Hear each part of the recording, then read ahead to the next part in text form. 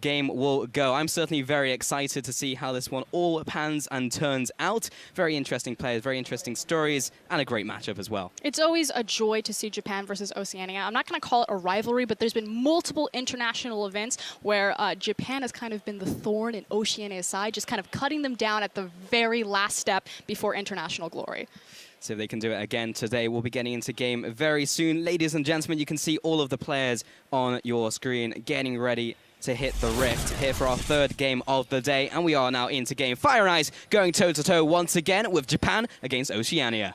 We were one Super Galaxy Rumble skin away from a Pacific Rim. I'm really disappointed. We were close, Frosk, but we'll have to see if, of course, the jungle and mid lane synergy is drift compatible as we get into game here. And we'll be finding that over the first couple minutes. So what's unique to me in the jungle changes is how the level 1 vision game has changed. So we saw at Worlds it kind of changed from deep vision to scouting vision because it was more about prioritizing your vision to secure your lane matchups, making sure that you got control of the incoming creep wave as opposed to finding the enemy jungler's start path. It's kind of now reverted back to deep vision, or at least collective 5, just because most junglers are starting their buffs. Now, Team Ice do have an advantage here, and that they know for sure that Olaf's going to be starting his blue buff, because that's what Olaf needs. He's very dependent on the blue to do his jungle quickly. In response, Carbon is making the choice to also start the same side of the map. It's fairly common to start the top side of the map, but he did have the opportunity that he could have mixed it up, that he could have created windows where the junglers would be on opposite sides to open up different ganking paths. It's so very interesting now as well with all the camps changing, the time is changing even, like bot lane can't even get involved in taking those camps or taking that level 1 or even helping the jungler. It's all about getting to that lane first in those long lanes. And this definitely does mean that Bard becomes stronger just because, as Krepo likes to say, he's one of the strongest champions level 1 due to his meeps. And the longer that you're at level 1, the more punishing Bard can be. We'll see if Courage of the Colossus as well as that Ignite on Nautilus can compensate for it, because again, we haven't even mentioned, Kench went to the top lane. That's very true. Evi's going to be bringing it up there. Evi a play on Ebi as a shrimp, so he's playing the Marine life coming into this one. And we've really hyped up Evi, you know, 500 LP challenger on Korean server. That's not something that's easy to do by any means. Oh, yeah. He also does it playing from Japan with 80 ping. So, you know, everyone else is sitting in Korea and you're like 7, 8 ping. Yeah, like a single digit thing. But on the other side of that, Dara also has a ton of respect. He's considered the best support in the region. The desk was talking about his synergy with the jungler Tussler because they're from the same team Rampage. And so it's really kind of a combination of how are this Olaf and this Nautilus going to connect and start exploiting Ice, especially in this bot lane. They have so many tools to do it. You've got so much CC riddled through Nautilus's kit. You have the Asher at level 6, and it completely compensates for the lack of CC on Olaf's kit.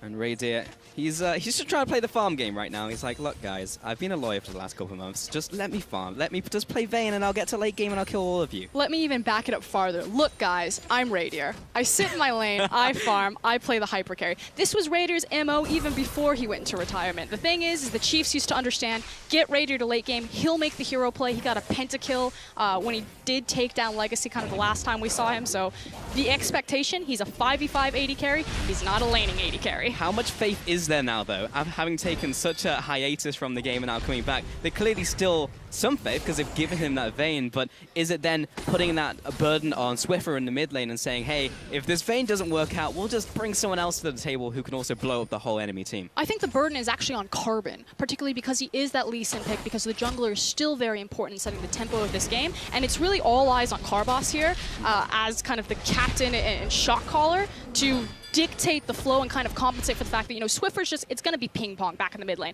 I'm going to push it in, you're going to push it back. Radier's going to be down there, he's going to be free farming. Swiper's up here on Poppy. All eyes are on this Lee Sin if the Chiefs want to get something going early.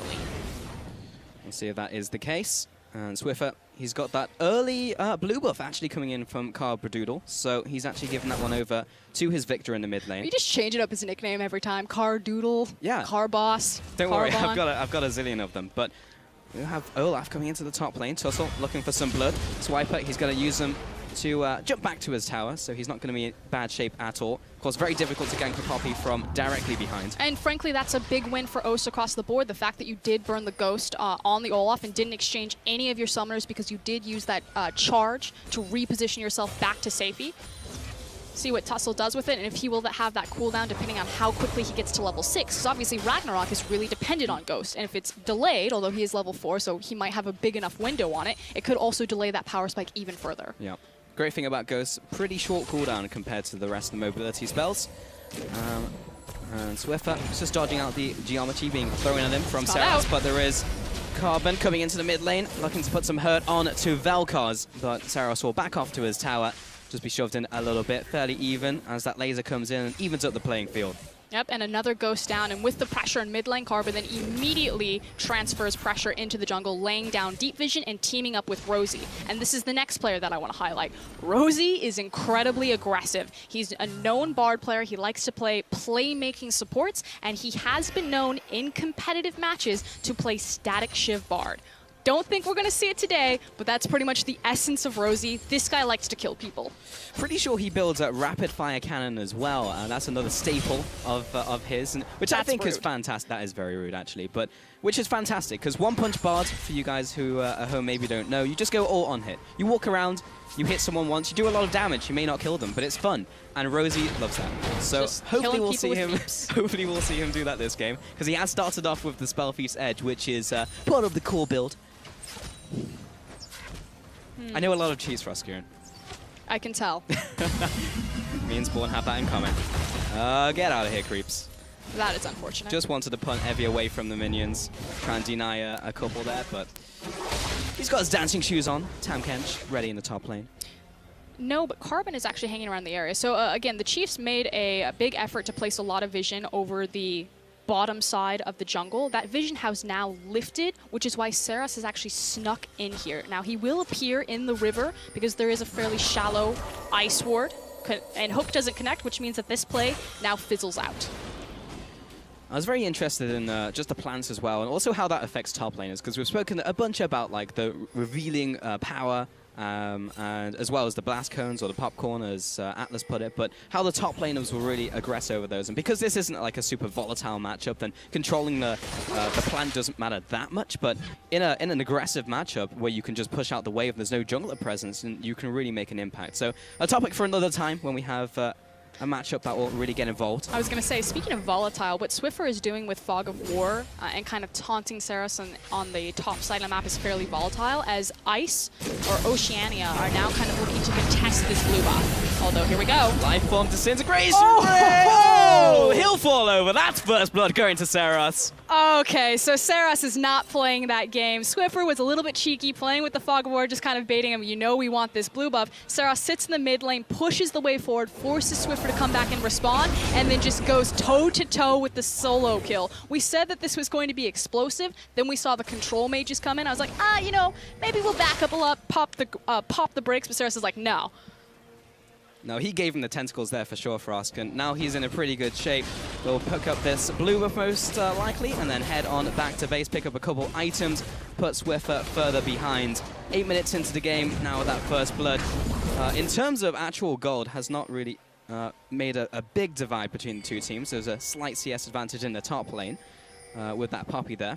But Seras is actually going to stick around and carry on clearing. No, the most important thing and the big thing on the map right now is Swiffer not having his flash. The fact that Seras made that look easy, didn't have to expend any of his summoners, just really lasered down Swiffer, that can be punished again. So now it's about how will Seras control the creep wave, try to pull Swiffer out from hiding, and try to continue to punish that.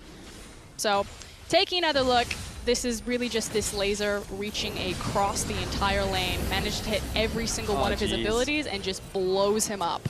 He was like pretty much full health as well. Like you go against a Vel'Koz, like maybe his like kill pressure is like 50, 60%. Nope, you're at 90%. And Vel'Koz is pretty excellent at, you know, shredding through teams despite whatever their tanky makeup will be. So, you know, Japan obviously recognizing the strength of the possible Courage of the Colossus compositions and having this pocket pick available.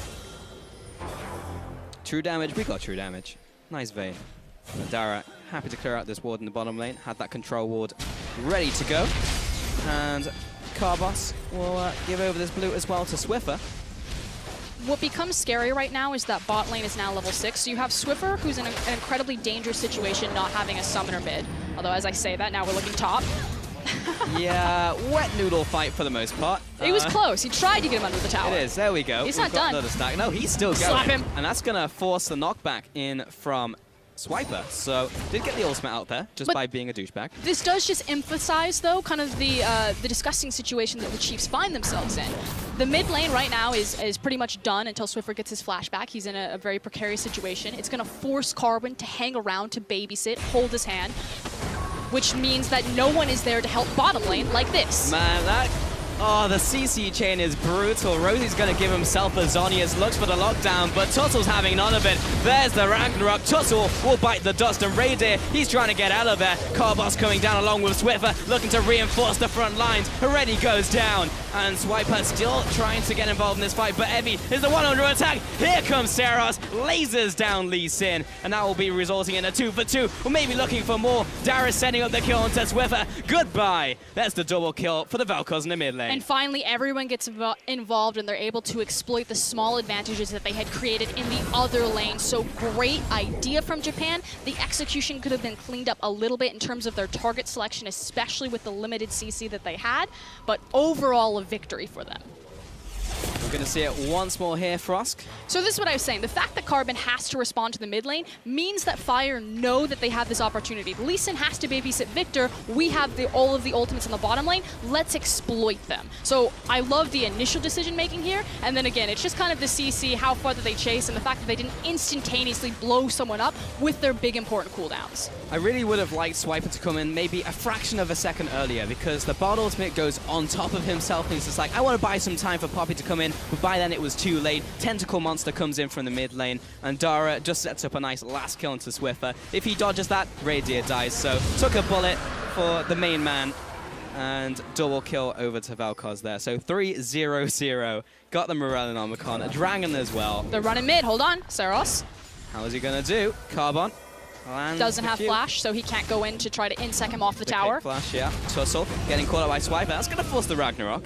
And Resonating Strike will not connect onto Olaf as he backs away. But I almost called them the Chiefs. The Oceanic squad not slowing down. Immediately get back onto the field, secure that Dragon, and that's 2 attempted ganks right now, and now a scuffle in top. Well, this is going to be another long one, but from previous indifferences, we've seen the Tam Kench get ahead, and Lee Sin was looking to get involved there, but everyone backs away. Okay, everything should calm now. Tussle now needs to take back control. Preferably cleared his jungle because he's got a lot of Oceanic vision behind him. So he should be spotted out by Swiffer. You would assume so. It's also why Raydir and Rosie are playing so defensively right now. So this is actually important. Positioning. So you notice how Rosie and Raydir are sitting behind the tower. It's because they're against the Nautilus. Obviously, unlike the Blitzcrank and the Thresh, who can throw the hook and go through the turret, Nautilus's hook will connect with the structure. So anytime you're facing a Nautilus, just cower behind that. It'll protect you so he can't look for the easy dive because he is tanky enough to do it. Words of wisdom also against Graves as well, because he just literally can't hit you. Here comes Carbos into the mid lane once again. Oh, he missed it. Yeah, Saros will get away with his life. Does go down to half, though, because that's the Warrior enchant from Carbon, so he's in pretty good shape when it comes to damage.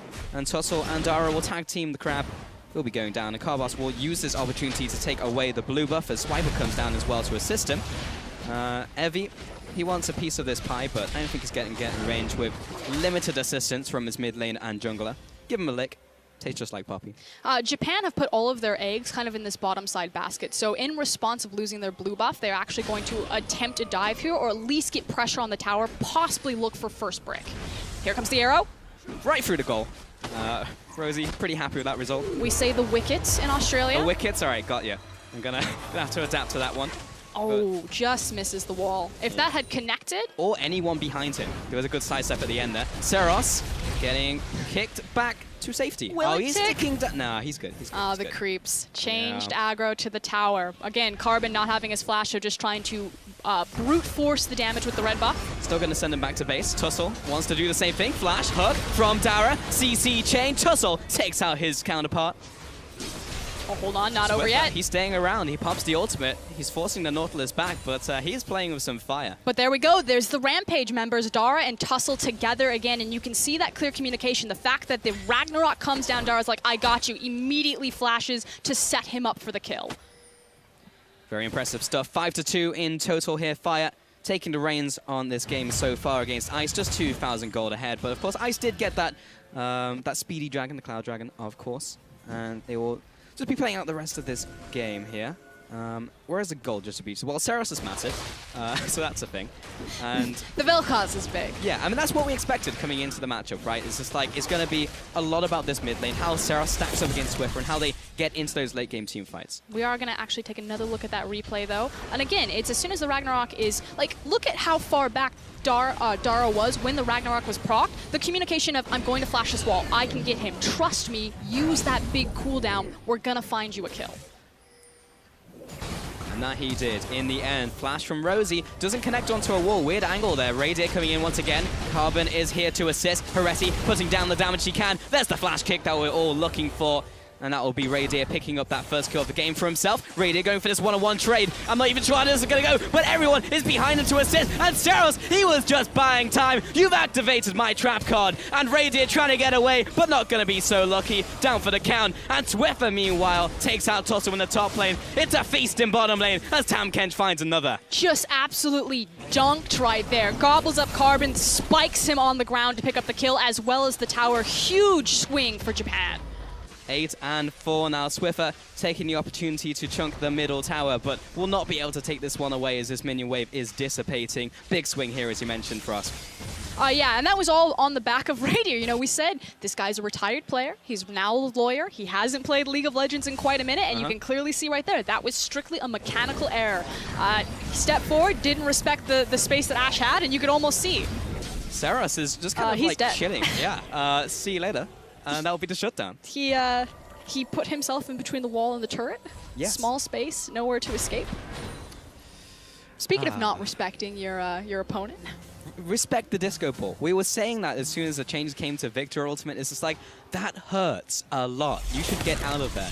Unfortunately, it did not respect, but that'll be a kill back over to the mid laner. And we'll see this bottom lane tussle once again. I mean, all eyes really need to be on Radiant. Carbon plays this immaculately to set it up, especially with the flash kick right about here.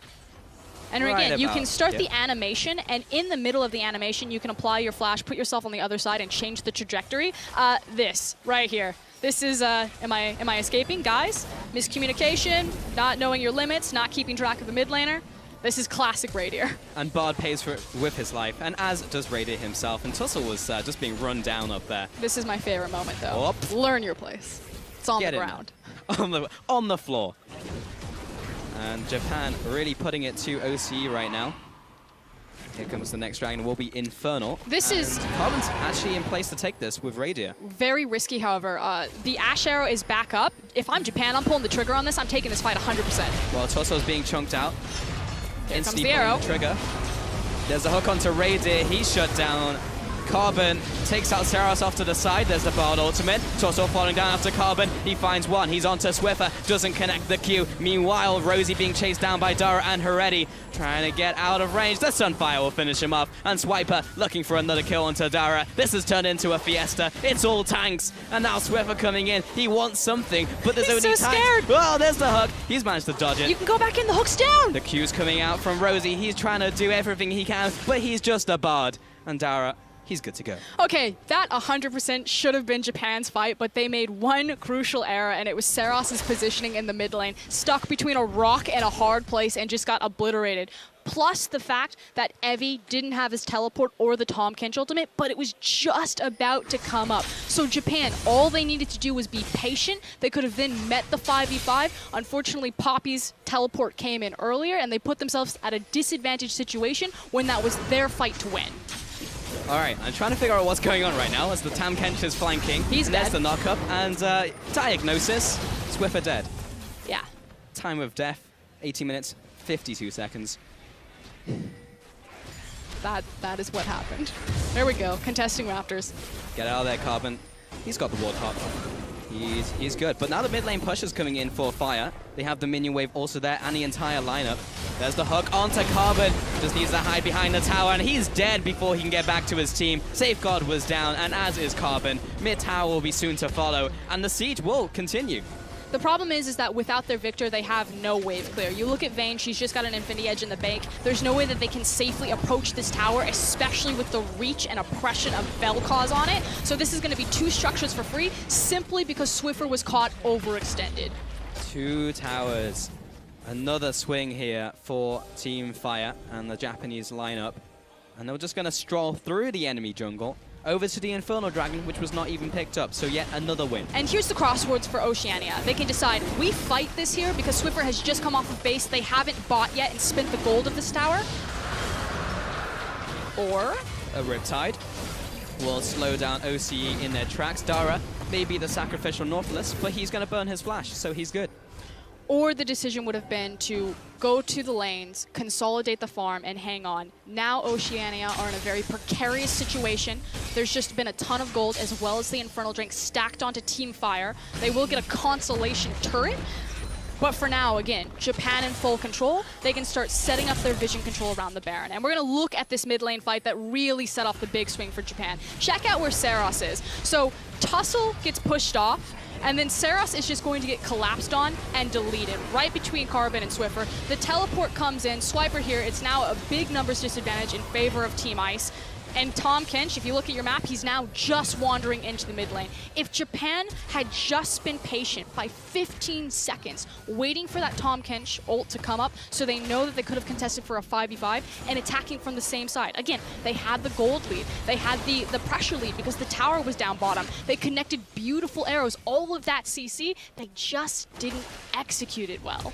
But let's emphasize this, though. From that last fight, it was really just like Swiffer being the rock and Carbon's hard plays, just like instantly taking down Saros. The 2 rivals. The 2 rivals. And teaming up. We know that like Saros was going to be a big cornerstone of this matchup, along with Swiffer. And the start, it was just like, got the 1v1 kill. Really good place. He's 6-2-4. He's still in a good place. But when you have so much of that goal just going down the toilet in team fights, that's when problems start to arise. But the problem is that Swiffer then immediately overextended and gave the game right back to Japan by taking those 2 structures and now looking to get more. So the problem is, yes, Saros made a mistake, but I don't think he's going to make that same mistake twice. Yeah, and it's not causing the raid wipe, right? Like he's not exactly. Yeah.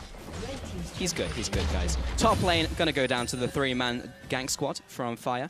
Be another turret going over to them. 4-2-1 currently, 22 minutes into this game. Heretti clearing out that ward real quick, and Raydir, he's left to farm all by his lonesome, which is his natural habitat. Raydir loves that stuff. Tussle will clear away the rest of the ward from the Baron pit.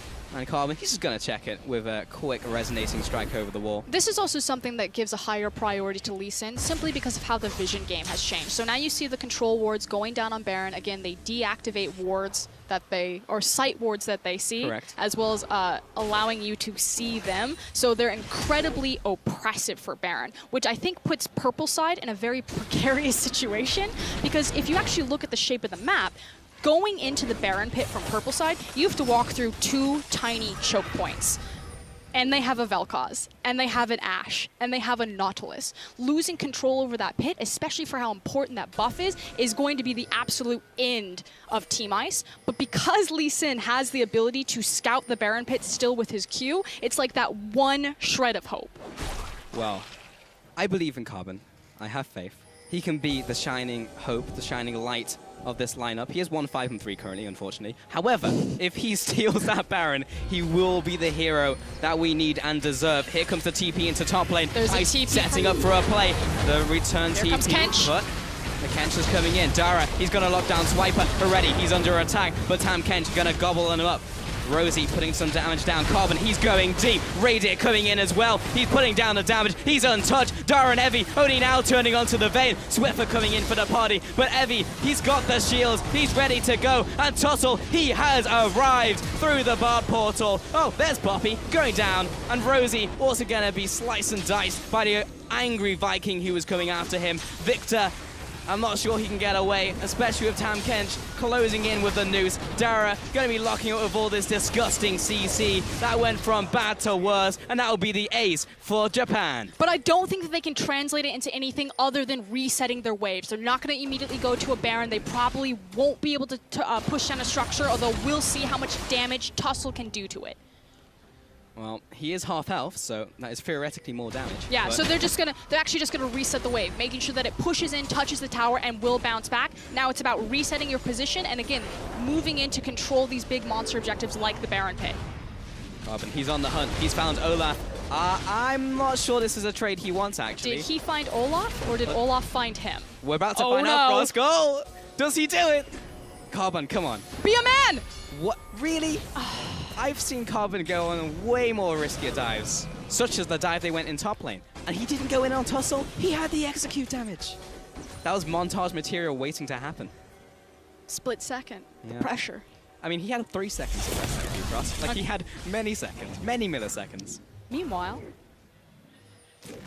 what's happening here then? Oh, there's the flash, there's the Q, there's the combo. this was the solo kill that we missed while the dive was happening. Okay, so now I get to talk about this dive, and I'm actually... The thing is this composition from Fire is so tanky that as soon as Radier is gone, and since Swiffer is solo killing Saros in the mid lane, it's over. And the problem is that Evie is massive. Tahm Kench pretty much did all of that damage, and it was executed fairly well by Oceania. The fact that Swiper maintained the tower aggro for the entire time, letting Radier just kind of run free. But again, Tahm Kench just gets on the vein, and not only is he ridiculously tanky, he's doing ridiculous amounts of damage. I like the fact that... And then he chases, like, Evie superstar that fight. Okay, I didn't like that fight, but... What? Hello? That was gorgeous. No, like, everyone being chased down, that was fine. But Ice, going for that dive from the top lane, pulling the trigger, great. But then as soon as Olaf arrived, they stayed in too long and just got run over. There was an attempt there by Fire to try and go for the Baron, but they were... There's no reverse on this Crocodile. Like, it only goes forward. Did you know that a Crocodile can run forward at, like, 60 miles an hour? Really? No. Oh. I was gonna say, they didn't seem like jumps up to 25 feet. Animals. Do you know any facts about crocodiles, or are you just the troll facts? They only run in straight lines. If a crocodile ever chases you, you're supposed to zigzag. Okay. But then you're pathing back into its, like, not zone zigzag of vision, towards right? it. Okay. So as soon as it turns. So who's the crocodile in this analogy? Is it Fire? It's definitely Kench. Okay. And there he goes. He's got Bard. All right. All right, Bard. I'm gonna need some zigzags coming out here. This is perfect. All right, Evie. He's going in a straight line. There's the zig. Can he make the zag happen? Yes, he does. Magical journey.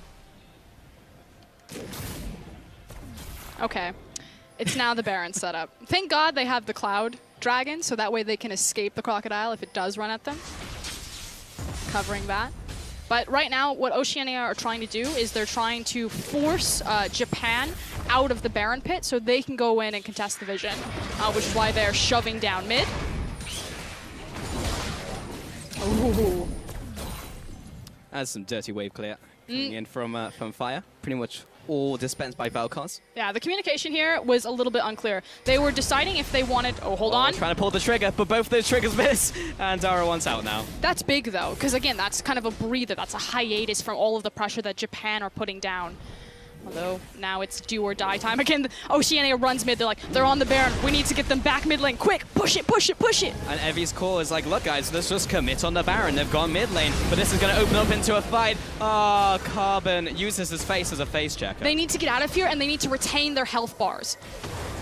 Radier, I'm not sure if he's subscribing to that right now. He's trying to dodge away. Rosie, take one for the team! Oh, that was a little too close for comfort, but they both take the Stargates for safety. Swiffer, he's still trying to hang around. They don't want to just get this over for free, and Swiper's in the bottom lane, so actually the longer that Fire do not take this Baron, the better shape he's in. Swiper, he's coming up to try and help.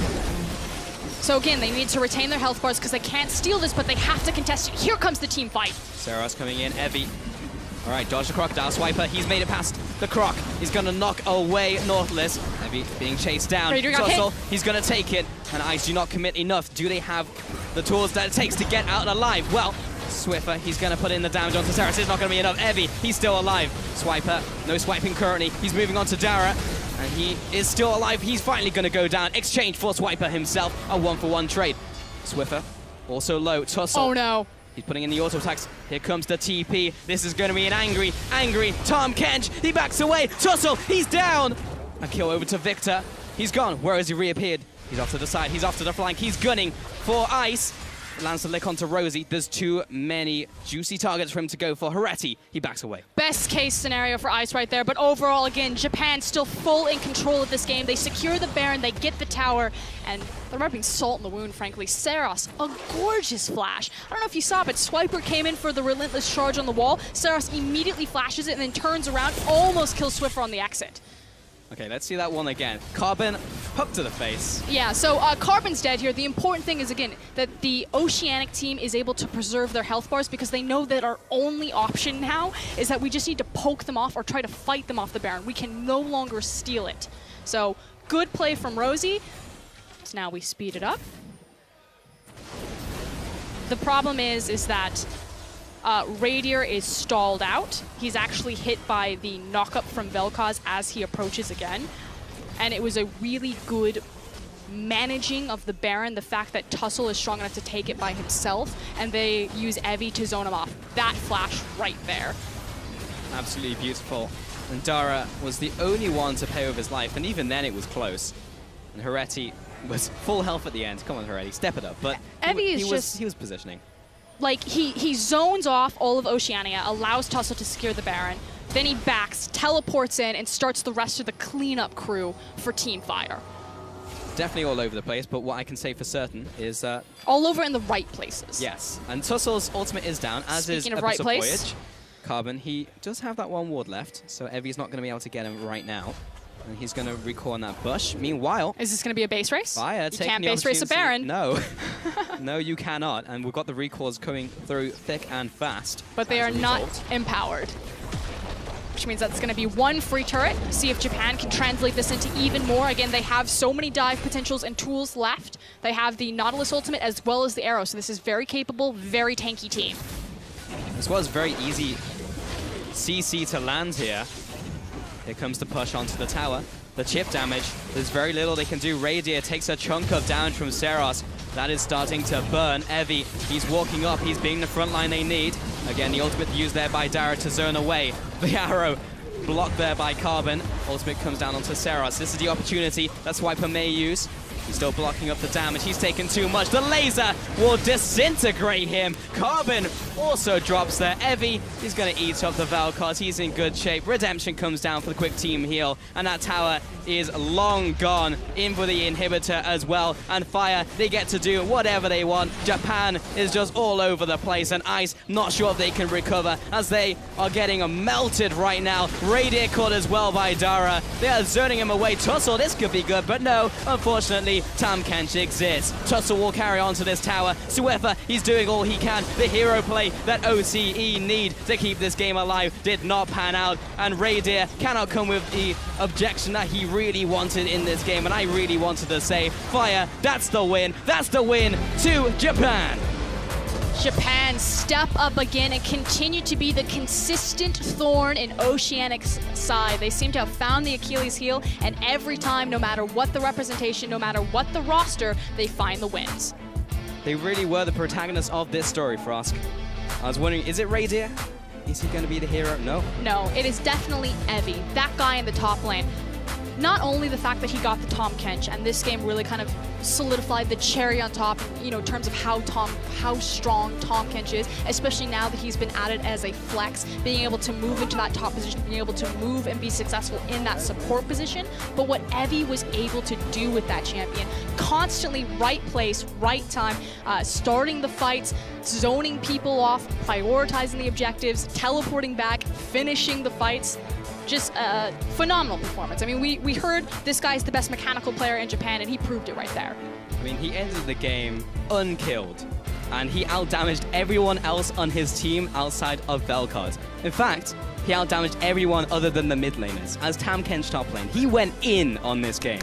And you know, we said that this was probably going to be a game about mid laners. You know, you got Swiffer on one side, you got Japan's Faker and Saros on the other side, and the fact that across Japan's roster that they had that ace in the hole with Evie in the top lane, the fact that he can carry from a tank position, because that's really what Tahm Kench allows you to do. Yeah. Really perfect play from that side, and we saw a bit of a back and forth in the early game, but ultimately couldn't really get into those late game team fights, and they were forced hard, and I like the proactivity from OCE. thinking about the top lane dive, but they went in too deep, too hard, all got swept away under the rug. And ultimately, Radier could not get the game he wanted, and the game that his team really needed from him. The problem is that you have two different ideologies on these compositions.